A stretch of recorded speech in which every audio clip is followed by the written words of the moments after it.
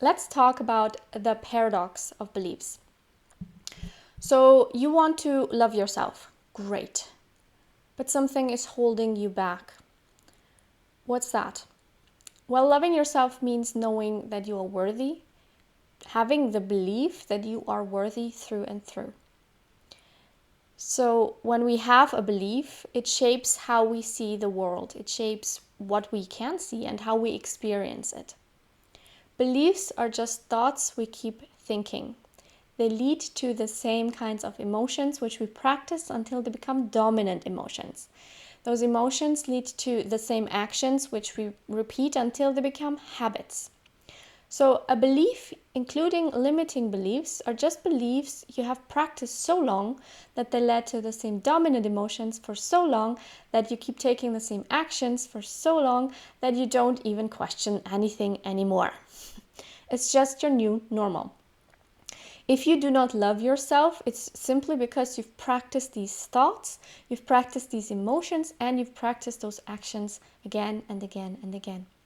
Maybe you think you are not worthy. Maybe you think small things about yourself, like that you are stupid or that you don't deserve this or that you don't deserve that, whatever. Then you feel bad about this, obviously, because that's not very nice.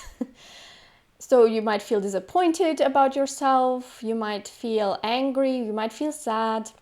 And then you take actions. And those actions reinforce your beliefs. So you make mistakes because you're constantly worrying in your head about how bad you are.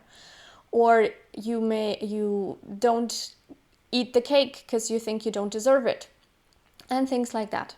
Now, it's very important to know this isn't a one-way street. It's not one thought, one emotion, one action.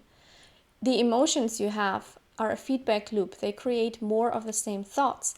So are the actions. Feedback loop creates more of the same thoughts. When you don't eat that cake because you thought, oh, I just don't deserve that cake, you feel sad, so you don't eat the cake because you don't deserve it, then you feel even worse and you beat yourself up even more. I should be more assertive or whatever. Whatever your thought loops are, that's your limiting belief in action. Now, many of us think we need to change that first. We need to go to the belief, and then we just need to realize that we are worthy. It's like a snap the finger and the world changes sort of idea. That's a kind of story we are told for change. And the story is repeated over and over and over again everywhere around us. So you see it in books, you see it in movies. A character has one realization and that's it. Their whole world changes. Their behavior magically changes. How they feel about everybody and including themselves magically changes. There are people who can do this in some instances with some limiting beliefs. I personally have not been able to do this just like that. Because even when you do, remember, beliefs are thoughts you keep practicing. They're physical neural pathways in your brain that fire. And these need to be changed too, which takes time. So even if you have a realization that, yeah, you are worthy, you still need these pathways to change.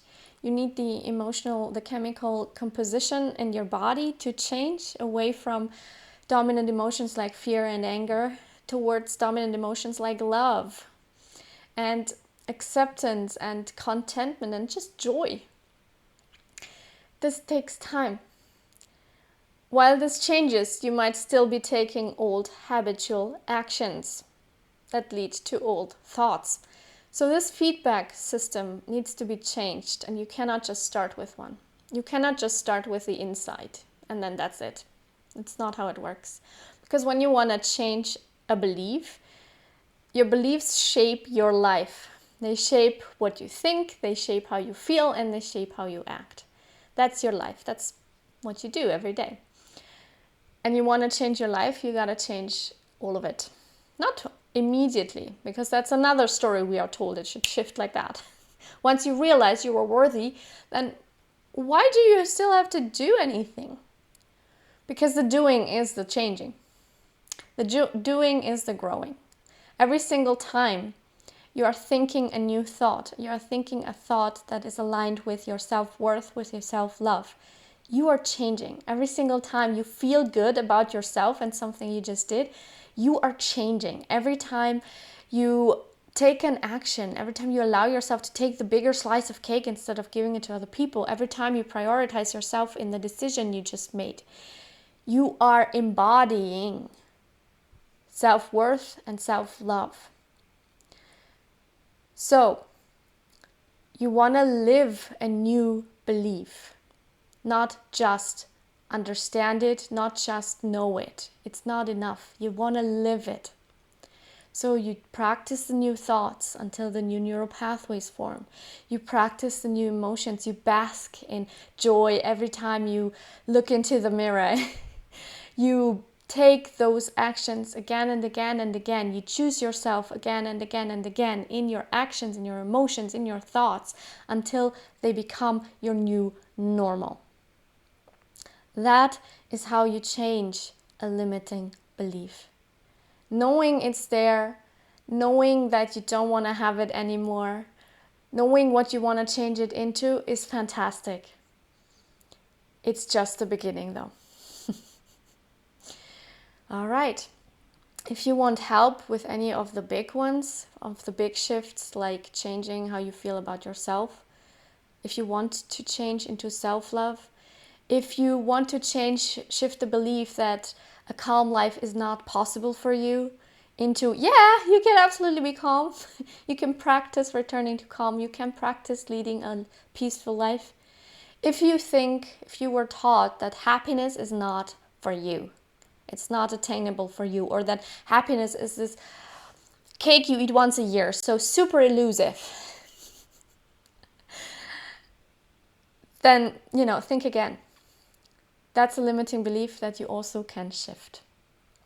I have courses on all 3 areas, free courses. You can start learning for free. And if it is for you, you keep going.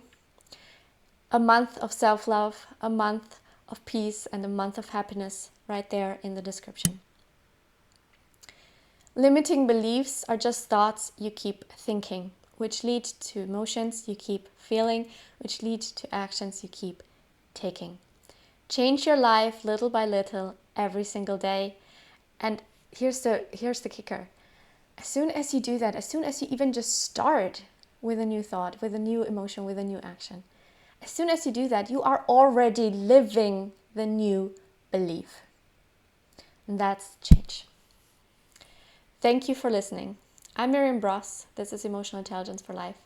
And if you liked the video, please click like. It inspires me to make more. And I will see you in the next one. Until then, have a wonderful day.